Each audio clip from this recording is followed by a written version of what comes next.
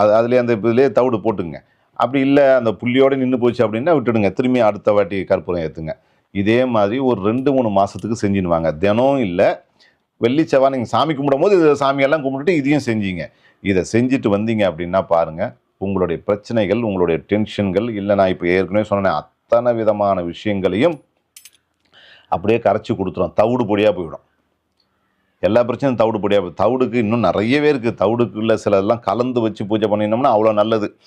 யாகம் பண்ணும்போது சித்தர் மகா யாகம், சித்த முறைப்படி யாகம் செய்யும் போது தவிடுகளை பலவிதமாக பண்ணோம்னா அத்தனை சக்திகள் உடனே கிடைக்கும். நம்ம வழக்கத்தில் அடுத்தடுத்து தேவைன்னா பார்த்துக்குவோம். இப்போ நீங்கள் செய்கிறது கிட்டத்தட்ட இவ்வளோ தான். இது ஈஸி. ஒரு யாகம் பண்ணுற மாதிரி உதாரணம் வச்சுங்களேன். அதில் ஒரு கற்பூரம் ஏற்றுறோம், இவ்வளோதான் விஷயம். இது மாதிரி பண்ணிட்டு வாங்க. தவிடை மாற்றிக்கிங்க. அந்த தவிடை கொண்டு போயிட்டு என்ன பண்ணுங்கள், எங்கேயாவது செடி ஓரத்தில் கால் படாமல் கொட்டுங்க. எது நான் சொல்கிறது, இந்த கிண்ணத்தில், அதாவது இந்த அகல் கிண்ணத்தில், அகலில் வச்சிருக்கிற தவிடு